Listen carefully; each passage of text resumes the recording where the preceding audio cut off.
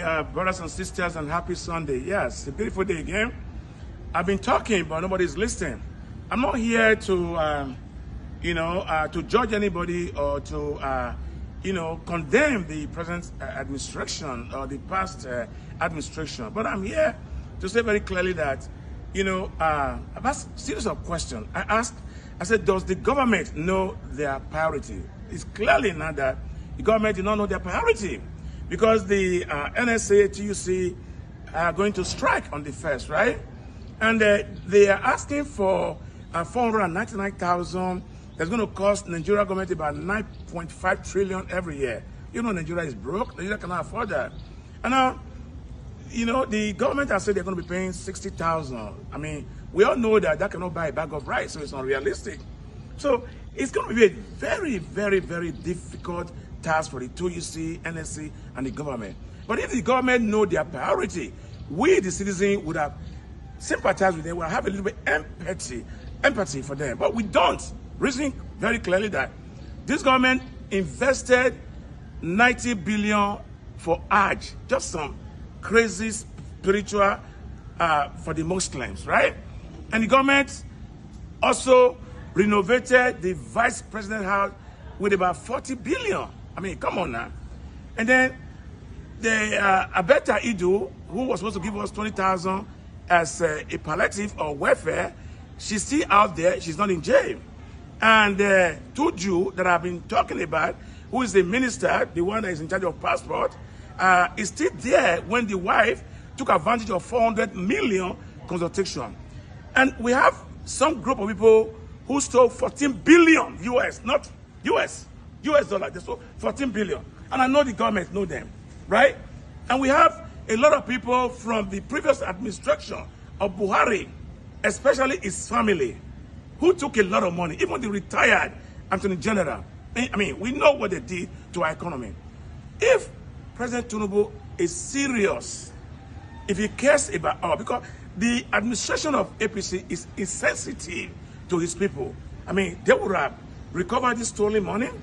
They would have, know their priority by not renovating the VP house with 40 billion. Who does that?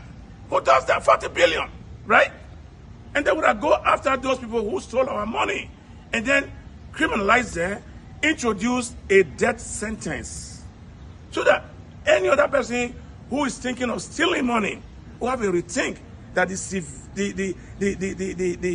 penalty is very severe. It's death sentence. And you can see people will stay out of corruption. And that's what happened in China. And that's why China is the penalty is very severe. It's death sentence. And you can see people will stay out of corruption. And that's what happened in China. And that's why China is thriving in their economy. Because those who loot in China or steal in China are called or described as a special species. They are not human beings. They are animals. Animals in human skin, right? So, for those of you, who said it has to be Tinubu because he was a magician in Lagos, or it's going to be somebody else. My people, how far? How market? See where we are now, right? Again, this is important again. How are we going to do this? What is the expectation between the NSC and the TUC? How do we resolve it? Listen, I am a hoteler.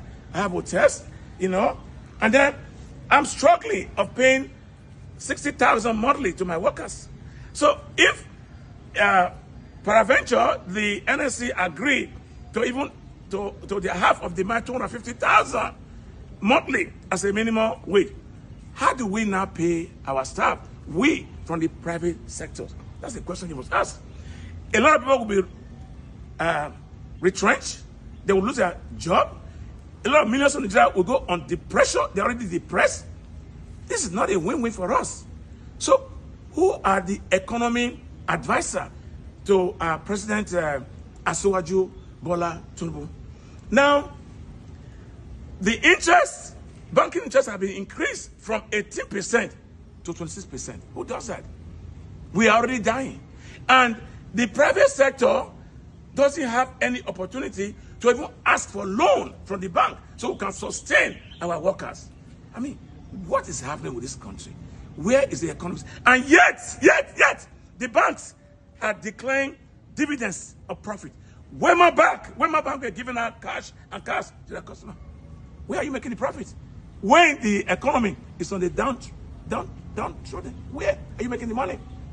No wonder Mayfele was an institution to himself. I've told you people, bankers are part of the problems we have in this country. They are salaries made for workers that some crook and criminal will keep in the fixed deposits so they can quickly make a turnaround interest before they pay the government workers. I've been talking, nobody listens. I hope we are able to resolve this as quickly as possible. Please share the video. Thank you, and take it out. Take it out from God now. We are in the church today praying, asking for a miracle. God doesn't build bridges. God doesn't. It was actually 40 billion to renovate the National Assembly and 15 billion to renovate the Vice President residence. And besides that, thank you, the three legislators out of 360 who refused a car gift of 160 billion to each representative in House of Senate and House of Rep. You know, who does that? So how do you want us to feel for you when you don't feel for us? You said you are representing us. You can hardly pay the minimum wage, and you are taking a jeep of 160 million. Come on now. You guys are representing your interest. You guys are wicked. I mean, what was Tinubu trying to achieve? To buy them to yourself so they can pass any bid to you? I mean, come on now. It's unfair. And shame to my Labour Party's senators and House of Representatives for accepting 160 million naira jeep from this government who is insensitive to their people. Thank you.